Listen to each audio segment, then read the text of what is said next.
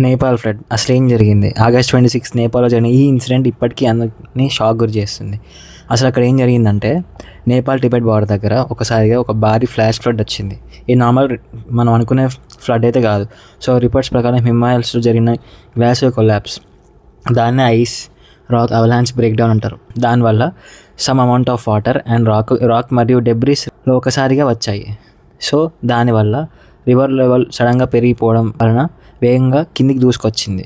So roads, bridges మరియు vehicles మరియు buildings damage అయ్యాయి. అక్కడ ఉన్న వాళ్ళకి సేఫ్ ప్లేస్కి పోవడానికి చాలా తక్కువ టైం దొరికింది. సో ఈ డిజాస్టర్లో ఇప్పటివరకు 160 పీపుల్ చనిపోయారని రిపోర్ట్స్ చెప్తున్నాయి. కానీ ఇంకా షాకింగ్ విషయం ఏంటంటే, వందలాది మంది మిస్సింగ్గా ఉన్నారు. అందులో 133 పీపుల్ ఇండియన్స్ కూడా ఉన్నారని రిపోర్ట్స్ చెప్తున్నాయి.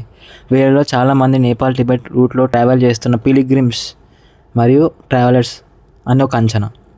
కానీ ఒక ఇంపార్టెంట్ విషయం ఏంటంటే, 133 ఇండియన్స్ మిస్సింగ్ అంటే 133 ఇండియన్స్ చనిపోయారని కాదు. వాళ్ళతో ఇంకా కాంటాక్ట్ ఎస్టాబ్లిష్ కాకపోవడం లేదా వాళ్ళని లొకేట్ చేయలేకపోవడం వల్ల మిస్సింగ్ లిస్ట్లో ఉందని అర్థం. సో రెస్క్యూ టీమ్స్ ఇప్పుడు ఎఫెక్టెడ్ ఏరియాస్లో సర్చ్ ఆపరేషన్ చేస్తున్నాయి. కానీ డ్యామేజ్డ్ రోడ్స్, బ్రిడ్జెస్ వల్ల, కమ్యూనికేషన్ ప్రాబ్లం వల్ల రెస్క్యూ చాలా డిఫికల్ట్గా ఉందని నా అంచనా.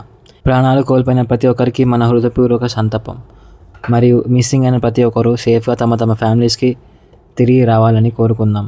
నేపాల్ కోసం మరియు మన ఇండియా ప్రజల కోసం మనస్ఫూర్తిగా ప్రార్థిద్దాం. ఈ ఇన్ఫర్మేషన్ ఇంపార్టెంట్ అనిపిస్తే షేర్ చేయండి. Thank you.